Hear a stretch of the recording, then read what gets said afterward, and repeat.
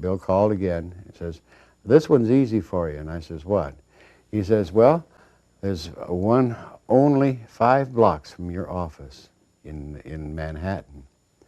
And I says, "Well, that sounds pretty convenient." He says, "Yes, and I'll give her your name. I'll give her name, and you can call her and make your own date." And I said, "Fine." So I called a woman and made an appointment with her. Her name was Eileen Garrett. Have you ever heard of Eileen Garrett? And at that time, here's was a field I knew nothing about, but she was perhaps one of the world's leading psychics of the era, and tremendously respected in the field. Totally new and strange field to me. So, to make it very short, I did go and walked, think of it, walked the 5 blocks instead of taking an airplane or whatever, and went up on West 57th Street, and sure enough, there, after having made the appointment, went in, and there was an office that had a name on it called, what was it? Some type of foundation.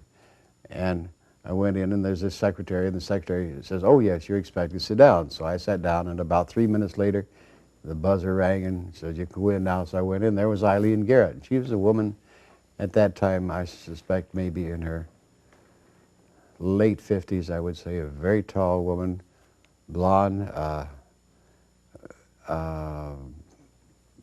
large woman, but very, very warm and friendly.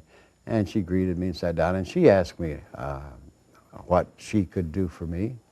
And I told her, and she looked so very casually, says, "Well, what's your problem?" And I said, "Well, I'm trying to find out some information about it so that I know I can stop it and I can start it, at least to get it stopped." And she says, I said, "Do you know anything about it?" And she says with this great, nice, casual, "Oh, yes, I use it every day." I says, "What?" She says, "Yes, I've been using it since I was 5 years old." I said, "Well, look, this is great. Tell me about it." She says, I said, "How do you use it?" She says, "Well, for example, I use it in my office, and I just got through using it. When you were sitting outside, I got out of my body, went through the wall, took a good look at you to see whether I really wanted to see you or not." And I looked and I says, "That's pretty good. I can see some ways on that one." And then the next thing that came about was that she asked me if I had any other ideas, and I said, "Well, all I want to know is if it is of practical use and to learn to control it." She says, "Well, there's one way that I use it every day without fail. Every day, absolutely." And I says, how is that? This looks to be for some goodness. I said, "Wait, great." She said, "Well, just before I leave my apartment to come to the office, the very last thing I do before opening the door to leave is I pop out of my body, get behind myself to see if my slip is showing." I thought, that's pretty good. There are some practical uses to this thing. And I said, "Well, how do you start it and how do you stop it? That's what I need." She says, "Mr. Monroe, I just think it and it starts." And I said, "Well, how do you stop it?" She says, "I think it and it stops." I says, "Well, how do you think it and how do you start it and how do you stop it?" She says, "Well, I really don't know. I've been doing it for so long, I just think a certain way." I says, "Can you tell me how that thinking is?" She says, "I've never thought about thinking about how I do it." She says, "I'll let you know." And she put me in touch with the man who was in charge of her research at that time, Carlos Osis. And we had a number of very warm and friendly meetings, and a year later, we were putting together various constructs called ghost traps to trap people who were in there out of body and you wanted to meet them. Another story to that, too. But that began a series of trying to find out things, and I, of course, was the chief subject. And we slowly began to set up systems where at least when this went uncontrolled, I could begin to do something about it, and it was very, very much of a painful process. But I assure you, I have to let you know this one thing, that it was not until a year after this had been, I've been going through this for a full year, did I lose any fear about it, A, and secondly, did I say this is a known, it is not an unknown.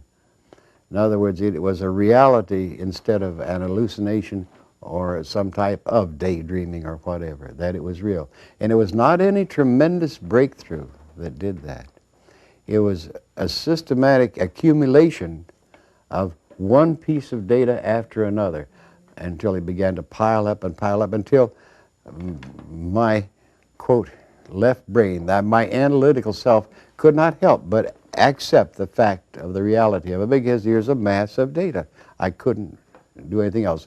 The moment that the fear moved away, I got curious. And I fly all over the landscape or all over the universe. But in order to make it effective, you got to bring that left brain analytical self slowly into the picture. And I assure you, I can speak from very, very strong experience. Nothing will intrigue your analytical self so much as it begins to collect data on this. The first thing your left brain or this analytical self says, I don't believe in it. And the second thing it begins to say, what's going on here? And then it's gone. The moment it locks that and says, what's going on, that means that that intellectual curiosity hooks into it and begins to gather beautiful type of data that satisfies that party of you. That's the one way that you will progress through this and develop, is by bringing that part of you. Don't throw it away. Use it.